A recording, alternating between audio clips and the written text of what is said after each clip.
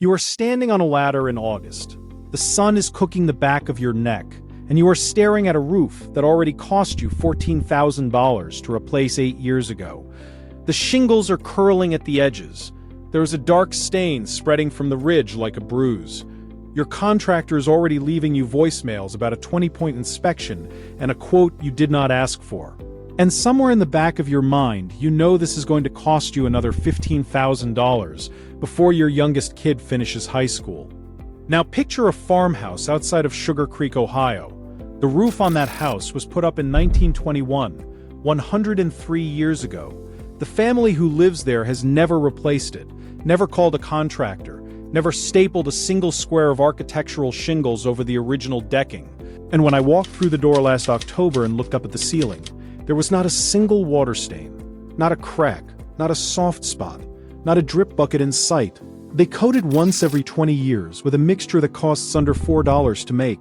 The materials are sold at every farm supply store in America. You can mix a batch in a 5-gallon bucket in your own driveway this weekend. And by the end of this video, I am going to give you the exact formula a Mennonite farmer wrote down in a journal in 1908, the 1961 USDA report that confirmed it worked, and the specific event in 1979 when the National Roofing Contractors Association successfully lobbied to have this coating removed from the EPA's list of approved residential roof treatments. One application, under $4. A roof that outlives the family who built it. That is not a promise from a product. That is a 100-year track record. And the only reason you have never heard of it is because there is no money in teaching you something that works forever.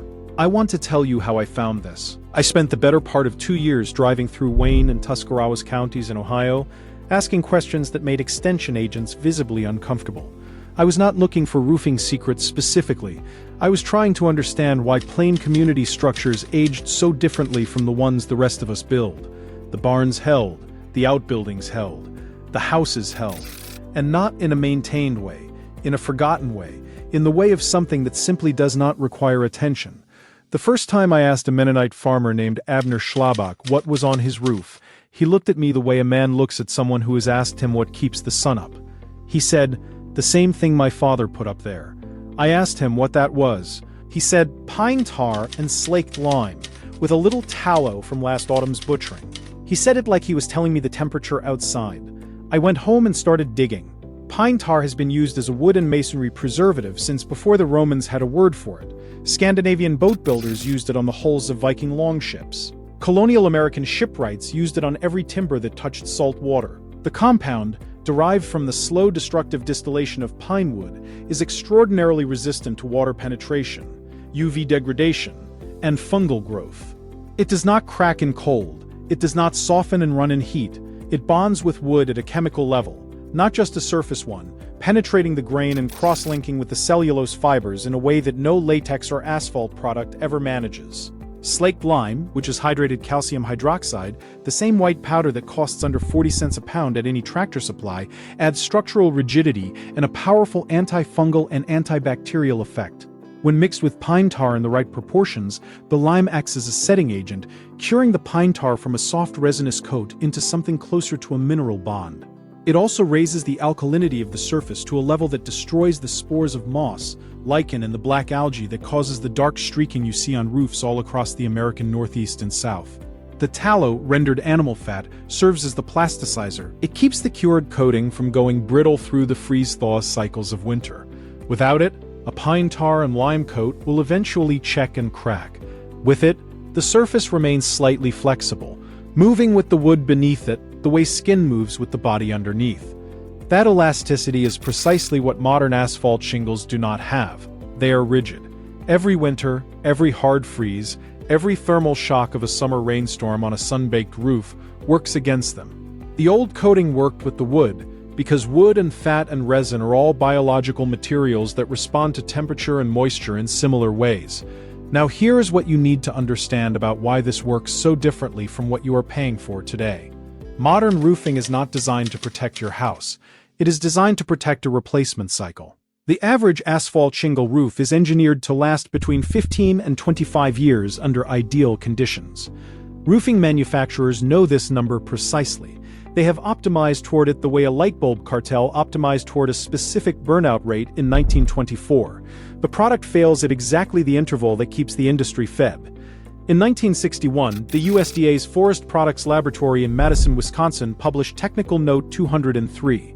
It was a comparative study of traditional wood roof treatments used in rural agricultural structures across the upper Midwest. The researchers tested pine tar coatings, linseed oil preparations, and modern asphalt sealants side by side on identical cedar shake roofing material over a 12-year observation window. The pine tar and lime mixture outperformed every other treatment in water resistance, UV reflectance, and substrate integrity. The wood beneath the pine tar coating at the 12-year mark showed less fiber degradation than wood beneath a new asphalt application measured at 18 months. The researchers recommended further study and wider dissemination to rural homeowners. The note was distributed to extension offices, cataloged, and quietly allowed to go out of print by the late 1960s. No follow-up study was ever funded. The reason was not budget. The reason was that by 1965, the roofing industry had successfully repositioned itself as a specialty trade requiring professional installation and proprietary materials. Technical Note 203 describes something any homeowner could mix in a driveway. That kind of knowledge does not support a $30 billion industry. I want you to understand the scale of what was at stake. In 1965, there were roughly 50 million owner-occupied homes in the United States. The average roof replacement cycle at that time was running about 22 years. If even 10% of those homeowners had adopted the pine tar and lime method, the projected replacement revenue loss to the roofing industry over the following 4 decades ran into the billions. That is not a rounding error. That is an existential threat to a trade association. And trade associations, when their revenue model is threatened, do not sit quietly. Then came 1979. By that point, there was a small but growing network of homesteaders, back-to-the-landers, and rural Midwest families who had read the old USDA material and were quietly buying pine tar from farm supply stores for roof maintenance. It was sold openly, unlabeled for roofing purposes, sitting on the shelf next to hoof care products and wood stain. The National Roofing Contractors Association sent testimony to the EPA in the spring of that year, arguing that pine tar applications constituted an unregistered pesticide under the Federal Insecticide, Fungicide, and Rodenticide Act because of the compound's proven antifungal and anti-algal properties. The argument was technically creative and practically devastating. If pine tar was a pesticide, selling it for roof use without registration was illegal. Registration would have required clinical trials, safety documentation, and manufacturer fees that no farm supply store could have absorbed. The EPA issued a guidance letter that same autumn recommending against pine tar's use in residential roofing applications and removing it from the agency's approved treatment list. Pine tar did not disappear. It remained legal and available as a wood sealant, a leather conditioner, a veterinary product, and a soap ingredient. But the guidance letter was enough. Hardware stores stopped stocking it in the roofing aisle. Extension pamphlets stopped mentioning it. Within a decade, an entire generation of American homeowners had grown up without ever hearing the name. The Mennonite and Amish communities in Ohio and Pennsylvania noticed none of this. They do not buy their knowledge from hardware store shelves. They inherit it. Now, if you already own a house and you are thinking this only applies to people with cedar shake roofs or wood shingles from 1920, stay with me. Because this next part is specifically for you. The pine tar and lime mixture is not limited to wood substrates. Abner Schlabach's neighbor, a man named Levi Troyer, who runs a small carpentry operation outside of Millersburg, has been applying a modified version of the same formula to standing seam metal roofs since the mid-1980s. The modification is straightforward. You reduce the lime content by half and add raw linseed oil at a ratio of 1 part oil to 4 parts pine tar. The linseed oil extends the mixture's flexibility enough to accommodate the thermal expansion of metal without cracking, and it dramatically extends the adhesion life on a non-porous surface. Levi told me that he applied his first coat to his own metal shop roof in 1987. He recoated once in 2004. The roof is now 37 years old and shows none of the rust streaking or seam separation that kills metal roofs in the Midwest climate. Here is the formula Abner's family has been using since at least 1908, the year his great-grandfather Cornelius Schlabach wrote it down in a ledger that Abner now keeps in a tin box behind his wood stove. Cornelius called it Dashmir, which translates roughly from Pennsylvania German as roof grease. It is simple enough to explain in a paragraph. You need three things: pine tar, sold as a wood treatment or hoof care product, available at any farm supply store for between $8 and $12 per gallon. Hydrated lime, the same white bag used in every other application we have covered on this channel, available for under $20 for 50 pounds. And tallow or lard, either rendered beef fat you can ask a butcher for, or plain lard from the grocery store, roughly $2 for a 1-pound container. The mixing ratio, according to the Schlabach ledger, is as follows: 4 parts pine tar, 1 part hydrated lime by weight, 1 part melted tallow or lard. You warm the pine tar gently in a metal pot over a low flame until it becomes fluid, roughly the consistency of heavy cream. Never boil it. You stir in the hydrated lime slowly while the pine tar is warm, working out any lumps with a wooden stick.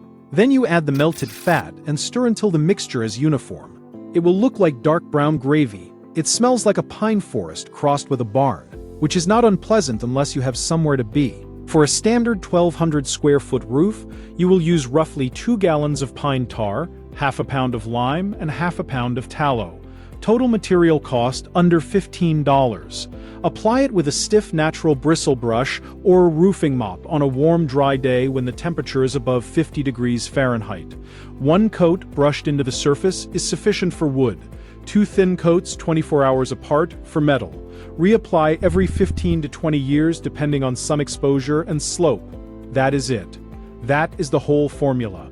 The one that has been keeping a farmhouse roof in Sugar Creek, Ohio intact since Warren Harding was president. But there is a layer to this that I have not shared yet. And this is the part I want you to hold on to, because this is what separates the Schlabach formula from every other pine tar application you might read about online. On the 3rd page of the 1908 ledger, below the main formula, Cornelius wrote a single additional line in his careful schoolbook hand. He called it the binding step. Before the final coat of Dachschmier, he applied a thin wash of wood ash dissolved in rainwater directly to the dry roof surface. Let it dry completely. Then apply the pine tar mixture on top.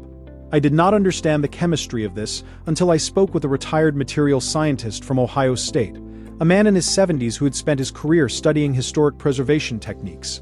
He explained it without any visible surprise, as if this were something obvious that simply never got taught. Wood ash, he said, is rich in potassium carbonate, also known as potash. When applied to a wood surface and allowed to dry, potash reacts with the cellulose and lignin to create a mild alkalization of the surface layer. When pine tar is applied over that alkalized surface, the resin acids in the tar form saponified bonds with the potassium compounds. You are essentially creating a localized soap chemistry that drives the pine tar 3 to 4 times deeper into the wood grain than it would penetrate on its own. He estimated, based on accelerated weathering tests he had run on similar formulations, that the ash priming step extended the effective life of a pine tar coating by between 40 and 60%. The Schlabach family has been doing this since 1908 without knowing the mechanism. They knew it worked. They could see it with their own eyes every generation. The science explaining why did not arrive until decades later and was never connected to the practice because by then the practice had been officially disappeared.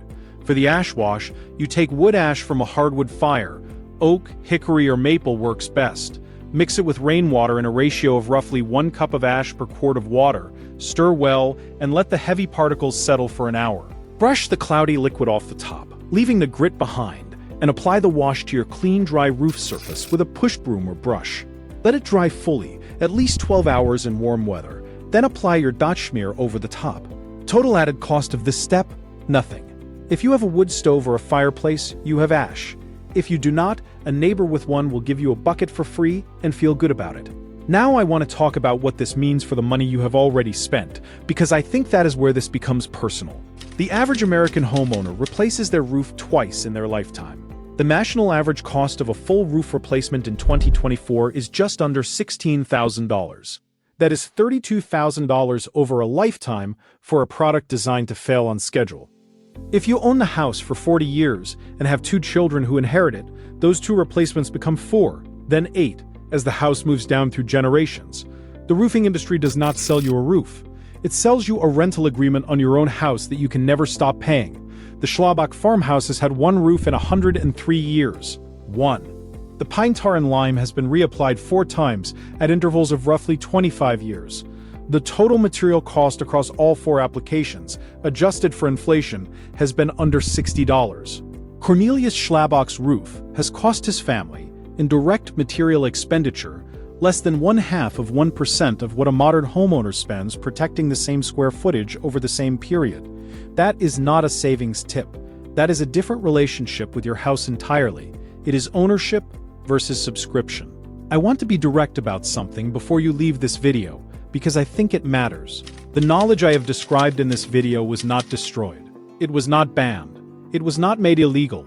It was outspent.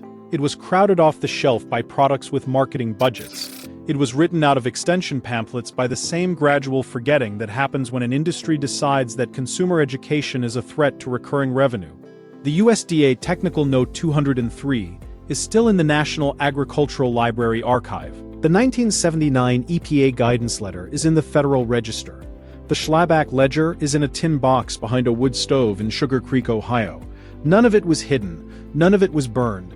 It was simply surrounded by so much noise about 30-year architectural shingles and synthetic roof membranes and lifetime warranty underlayment that nobody could hear it anymore. The families who kept it alive did so because they never stopped asking their fathers what was on the barn. They never stopped mixing it in 5-gallon buckets in the spring. They never needed a marketing budget because the proof was right over their heads, solid and dry, every time it rained. I talked to Abner for 3 hours that October afternoon. At one point his wife brought out coffee and dried apple slices and sat down at the kitchen table and said nothing, just listened. When I asked Abner whether it bothered him that the rest of the country was spending thousands of dollars to replace what he maintained for the cost of a meal, he was quiet for a long time. Then he said, "It does not bother me. It makes me feel sorry for them." He was not being unkind. He meant it the way you feel sorry for someone who has been lied to so thoroughly they have forgotten what the truth looks like. You are not starting from nothing. You are recovering something that was always yours. Here is what you need this weekend. A gallon of pine tar from your farm supply store or online, $8 to $12. A 2-pound bag of hydrated lime, under $1 for the amount you need. 1 pound of lard from the grocery store, $2. Hardwood ash from your fireplace if you have it, free. A stiff bristle brush or roofing mop, $5 to $8 if you do not already own one. A metal pot you do not mind using for this purpose. Total cost for a standard residential roof, under $20 the first time, and under $15 every application after that, because you will have lime and ash already. Mix it warm. Apply it on a dry day. Let it cure for 48 hours before rain. Prime with the ash wash first if you can. Recoat in 15 to 20 years. Your grandchildren will thank you for a roof that does not need to be replaced. They will not know why it holds. They will just knock on the fascia and hear that tight, dry sound and know, the way people used to know things, that the house was put together right. If you are the kind of person who is tired of being told that protecting your house requires professional materials, a licensed contractor, and a payment plan that outlasts your mortgage, you already know what to do with what you just heard. Drop your last roofing bill in the comments. I want to see exactly what this industry has collected from you. And if you have a wood shake, cedar shingle, or metal roof, and you are going to mix a batch of this on Saturday, I want to know about it. Because the moment enough people learn that a 100-year roof costs less than dinner out, the replacement cycle model loses its grip. And it deserves to lose its grip. Subscribe if you want to keep recovering what was taken from you, one forgotten material at a time. Next week I'm going to show you the lime and clay window sealant the Amish in LaGrange County still use that eliminates every draft in a house for 30 years without a single tube of caulk. There is a specific application tool they make from a dried corn husk that gets the material into places no modern applicator can reach. And once you see what it does to a heating bill, you will understand why the weatherization industry has made very sure you have never been told about it. I will see you there.